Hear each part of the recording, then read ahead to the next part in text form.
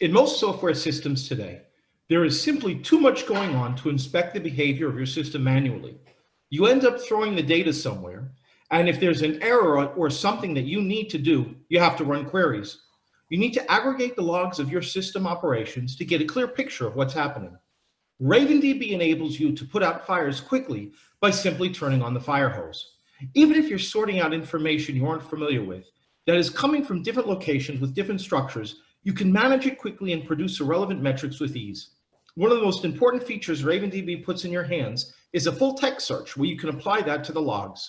Another is time series, answering questions like, show me all the past 12 hours of query latencies throughout my system that deal with external integration becomes easy. You can track patterns, changes, and outliers in CPU utilization and memory usage over time to optimize everything. Combine this with our native MapReduce for real-time aggregations, and you can produce metrics that monitor the overall health of your systems quickly, allowing you to act on red flags before they become red alerts. Effective log aggregation in your database requires a combination of a lot of features you would normally have to add on, integrate with, or develop yourself. However, with RavenDB, it's all inside your database. Today, Microsoft MVP and RavenDB CEO Oren Eini will walk you through all the considerations you need to create a log aggregation system. Feel free to ask questions by clicking the Q&A button at the bottom of your screen, and Oren will be happy to answer them throughout the session. Enjoy your presentation, and here's Oren. Hi everyone, thank you for joining me today. Today I'm going to talk about a really interesting topic, and it's interesting not because of the topic itself, but so much about why am I talking about that. So let's talk about log aggregation to start with. Log aggregation is a relatively simple process. I have logs that are coming from multiple locations. They tend to have different shapes, sizes, sometimes even formats. And I want to take all of those details and put them in one location and be able to do something with that. Typically, it means that, okay, I want to throw something into the log aggregation. And if in a week I need to figure out what happened, I can go and ask. Now, there are all sorts of levels of what you can do with log aggregations. There are systems that would do dynamic analysis and predictive monitoring, almost further stuff like that. Raven isn't going to do that. Raven is a general purpose database, but it turned out that it is also quite well suitable for being used for log aggregation. So let's see what the key point here. And the primary thing that I think is interesting is that it is easy to throw data into RavenDB and it's easy to get data out. And for the most part, you don't really need to worry about what's going on. And you throw stuff into RavenDB figures things out, and that's about it. And what do we do? What do we do with log aggregations? The prototypical log looks something like this. We have some log message, and we have a message, we have error, severity, source, so much further stuff like that. In this case, I have an instance of RavenDB. This is running cloud as a AWS instance. And you can see that I have 2.17 instances, 2.17 documents in the log messages, which is not a trivial amount, but also not high enough that we would really pay attention. You can see that some of the data here comes from Spark, some of the data comes from other locations, but the whole idea is that I can go and look at this. In this case, we're not seeing really big text, but it can be quite interesting to start looking at log files that have much larger textual content, because that allows me to start doing more interesting searches. So I'm going to just go here and ask a question. And let's see how many items they have for each instance, for each source for the logs. And this is interesting because each one of the log inputs is going to be probably slightly different. Now you can see that this takes quite some time to run. The reason for that is that the index is currently running and processing. So for now, I can see that I got results from Spark, SendMail, and Zookeeper. And you can see the relative numbers that I have here. If I'm going to look at something from Zookeeper, from SendMail, here are some results. You can see that I have some fields here. If I'm going to look at Zookeeper, I have a much more standardized set. You can see how this looks like, reading, doing something like that. I can also do more interesting things, such as, okay, so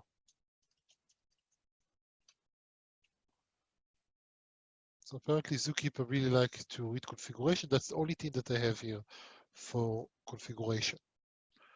We also have here Spark, and also just random log files that I found on the internet, pretty much. But I noticed that the data is somewhat dirty. It's not that easily to look at.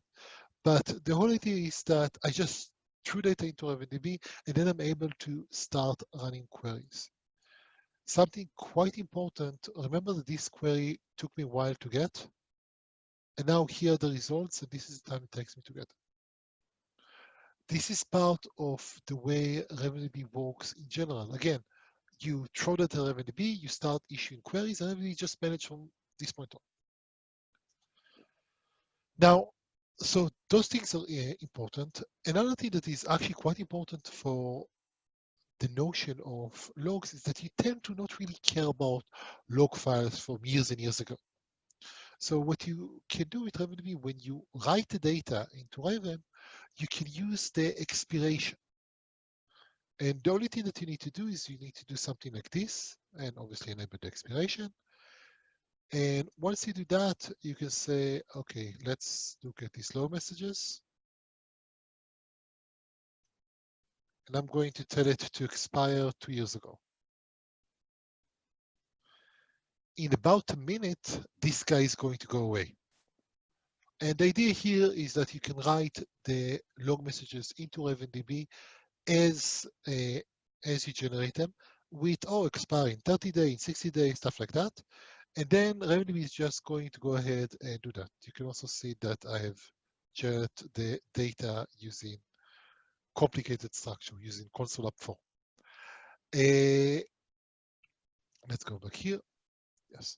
So the whole idea is that we can make things work quite easily. There is also the option to use subscriptions to look over the data, see if there are anything interesting. There's the ability to do map reduce, to aggregate the data and manage that. We see some of that later on. We can do things like, whatever the number of errors that we get in a particular time frame is higher than expected. Now, something important, the whole idea here is that it's supposed to be easy. Again, RavenDB is not a log aggregation tool. There are such tools out there. They do a whole bunch of things that RavenDB does not do. But RavenDB is a great way to get started with minimal amount of effort.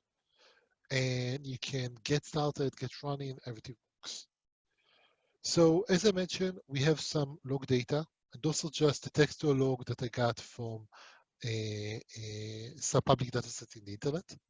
We also got some time series data, and I will look at that later. Something that is really important to understand, the moment that I'm not, by the way, you can see that this one has been deleted automatically by Raven because it was expired. Something is important to understand, the moment that I'm not limited to just throwing text around, I have a much better ability to do structured logging. I can say, you know what? I'm giving you a message about some requests that I got, and here are all of the parameters of the message. And you don't need to parse or grep or do those sort of things. You can operate over the data directly. Think about another example of using RavenDB as a log aggregation is when you actually want to use the log aggregation itself, almost as if it was event sourcing. You want to say, okay, show me all of the actions that happened for user X, or what happened to user Y, those sorts of things. And typically we think about logs as flat files because this is how we are usually working with them, and that's the most so okay, let's see if I can. I deleted all of my logs. Okay. I assume that you would know what a log file looks like. If not, then we have other issues. But let's see if I have anything here that I can. Okay. Stuff like this. And you can do stuff like that, but you can see that they're really trying to pass more interesting structure. This becomes nearly impossible. If we start working with real data and object, this becomes much easier. Now we're able to do more interesting things. We actually had one case where we store stack traces as individual items. And then we're able to use RavenDB itself to generate frame graphs about, okay, how much every method call me, because that data was available. And now I can use the MapReduce features to aggregate over everything. Other interesting features that are important is that in many cases, I don't care about the logs. The logs are there if I messed up, if I need to figure out what's going on. So in this case, and again, this is a small database, don't read too much into that, but you can see that they have just under 1 gigabyte of log messages. That's interesting. That's interesting because why do I have so much data? Because the logs repeat themselves and their text and much of other stuff, but I can probably do better. Let's see what happens if I'm going to enable document compression. Then I'm going to save that. Just save it does nothing. What I want to do, I want to compact just the documents. And what's going to happen now is that RavenDB is going to read the database and it's going to regenerate it, but now it is going to do that with compression. And the whole idea in this case is that RavenDB is going to analyze the documents. It's going to look into repeated patterns between documents. And for fun, it's also going to apply some training to generate the appropriate number of dictionaries for an optimal compression scheme. And now it's running, doing everything else that it needs to do. And it should be done in under a minute, if I remember correctly. Now, in some cases, you don't want to pay the cost for compression, because if you're always going to read and write the data, that's expensive that you have to do that. But for things like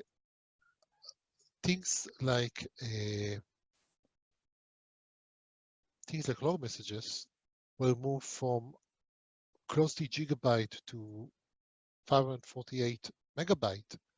So we just save about 400, 450 megabyte of the system. And the key here is that nothing actually changes from my perspective. Data is still here. It's actually the data that I have here tends to be relatively small. I didn't include things like the full stack traces, stuff like that. But if I had stack traces compress wonderfully. So it will actually be much more impressive. The other thing is that because I tend to not actually access all log files, I don't need to pay any cost of doing the compression or decompression when I'm reading or writing them. I can actually also look slightly deeper into this and see that it is. RavenDB generated 10 compression dictionaries, and RavenDB will generate a compression dictionary whenever the compression rate isn't good enough for us. when we want to be able to say, oh, you know what? I want to be able to, I think it can do better. Let's see if the new data will give me advantage when I'm doing that. And this happens automatically on the fly. I don't need to think about that. Everything works. Now, let's go back here and talk about the time series that we have here. As you can see, I'm running the 5.0 release of RavenDB, and the major feature that we have here is the notion of time series. Now, I actually have two time series here to demonstrate some slightly different systems. So here I have 17 machines, and each one of them has data starting from 2019. So this is a non-trivial amount of data. We're talking 1.7, and I think those ones are slightly less. And the idea here is this is the CPU utilization over time. And you can see this is probably better. This is a 14-core machine. So the amount that I have here is going to range from 0 to 14, depending on the actual load. Now, here I have data, and every now and then you can see that I track the current utilization of the system. This is what time series does. This is where I have more interesting details on what's going on. I can also start pulling data apart and saying, oh, you know what? Give me the CPU utilization over the whole almost 2 years period on a daily basis. And I can see that this is relatively stable in terms of load. Now I can also, let's dig slightly deeper.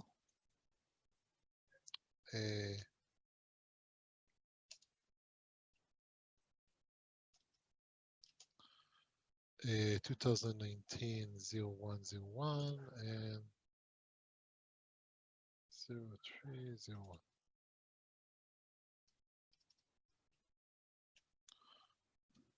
And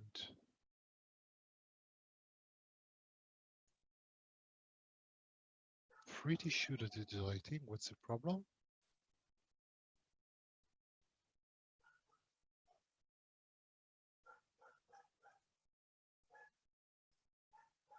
Okay, I messed something up.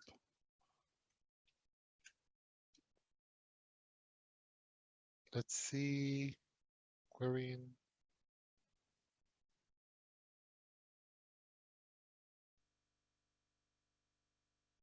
Yes. This is quite embarrassing. No, it is.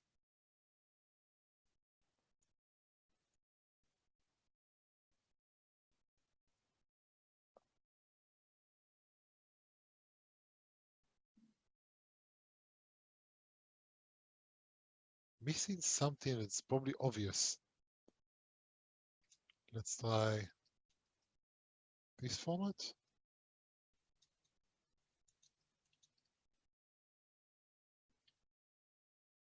Oh, I'm sorry. I'm being very, very, very, very stupid. Here it is. I have a orphaned where here. Now, again, now that I actually write the appropriate syntax for the query. Oh, so on a hourly basis, it looks like that the version is much higher.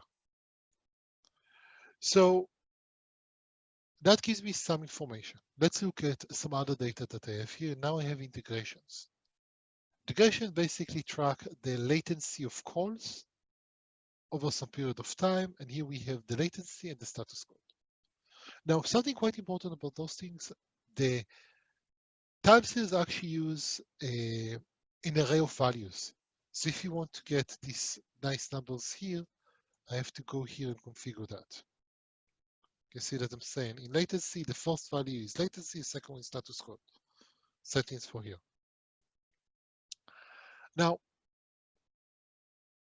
why am I talking about time series when we gather here today to talk about load aggregation? Because one of the important things that you use aggregation for is to find issues, to figure out what's going on, why are things happening this way. And what RavenDB allows you to do, it allows you to look and see exactly what's going on. By the way, you can see that okay, now I can analyze the latency. And most of the time, the latency is fairly stable, but sometimes I have huge jumps. And if I'm not going to look at that, let's look at the max for that duration, which is probably what I want. By the way, one of the reasons that it takes so long to respond is that the server is remote, and so we'll see that. Now we can see that there is some correlation between probably those of the alerts. This is 503 error, this is 404 errors, and this thing. And that's the sort of thing that you want to be able to do, to look at the data and immediately see what's going on. It also allows me to start looking at detail across the board. So right now, what I have is a whole bunch of integrations and latency for each one of them. What would I do?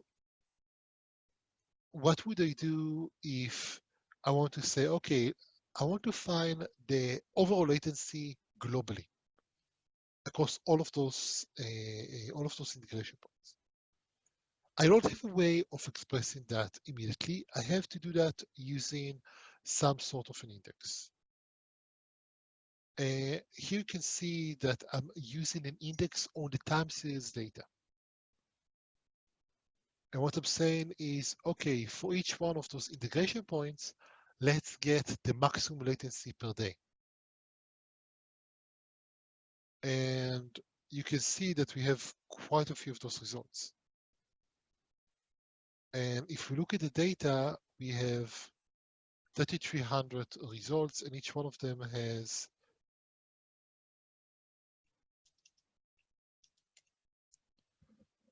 so that's quite a lot of entries that we have to go through. So about 1 million entries. Here we have 1.7 million times 17. Now, the reason I have these data sets is that when I start working with the hundreds of gigabytes range, I don't have any good way to find non-arbitrary data sources. So the reason that I'm working with the 2.17 million instead of 217 million, sorry, let me rephrase that. The reason I'm working with 2.17 instead 217 million is that simply I don't have access to that much public log data that I can demonstrate. But we'll touch on that later. The key here is that I'm trying that at RavenDB, I'm operating on that, and then able to ask all sorts of quite interesting questions. Now, let's talk about the questions that I can ask. So let's look at this. And I believe that I have it in I got it deleted from my recent queries. So let's look at this.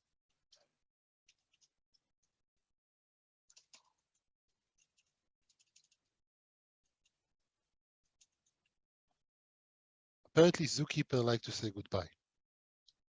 Right? He does not like to say hi. So we have a goodbye, the also common error.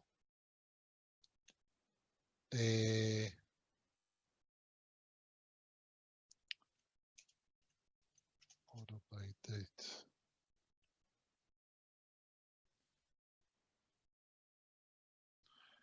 And stuff of this nature.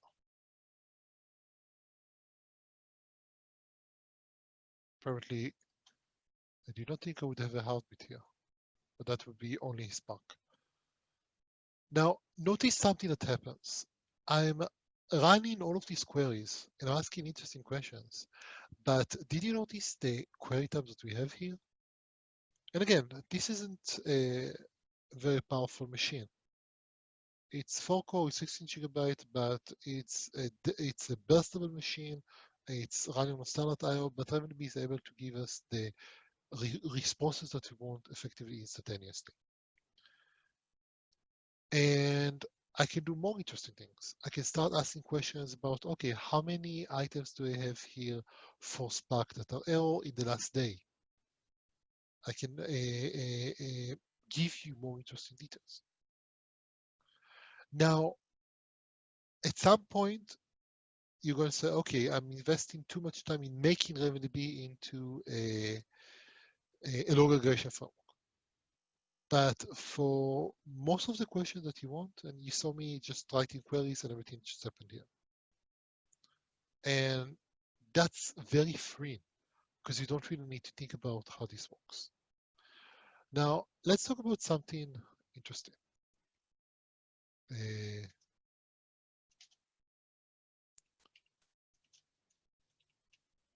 So give me all of the errors. Now, unfortunately, if I want to use a feature that requires me to use a static index, so I'm going to use it this way. All of the errors. What I'm asking now, I'm doing facets on the data. So apparently this is how many errors I had for Zookeeper and Spark. And again, if we have more interesting structure to the logs, I can start giving a lot more interesting details. Oh, this is the latency that I have. This is the latency that I have. This is what things are happening. Those sort of things. We also have this thing. Now, notice that in this case, I'm just querying by property. This property does not exist in most documents. This is coming directly.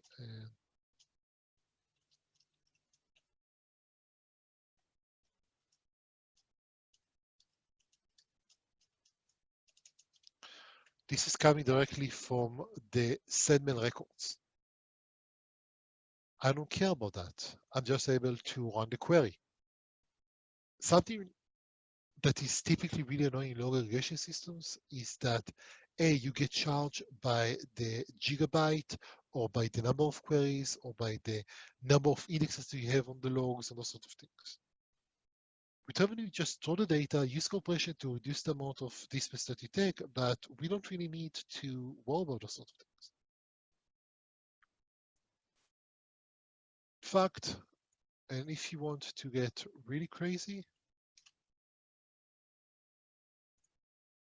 you can use a regex during querying to do matches on this. It's not going to be super efficient because regexes still, but you can do quite a lot of really sophisticated things with it. And in most cases, hopefully you wouldn't need to. Log aggregation is the sort of tool that you really want to have, but hope to never have to use. Okay, so we already saw that, and you can see how I can ask interesting questions on the latency. So let's go ahead and do that.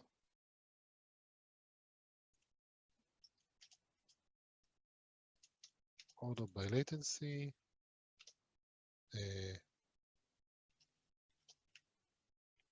Okay, that's interesting.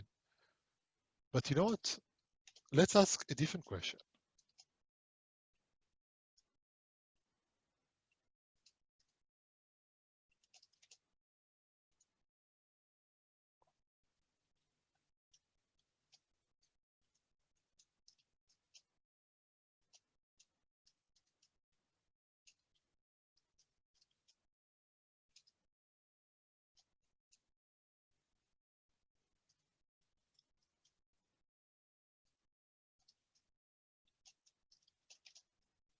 And now I got some interesting numbers. This actually took a while to run, you can see. But here are the computation that we got. And let's try to shift this a bit. This is 150.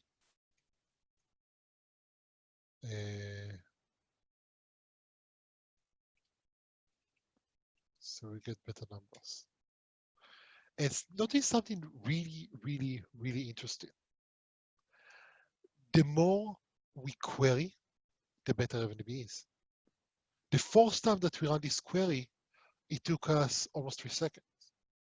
The second time we run this query, it took us less than 200 milliseconds.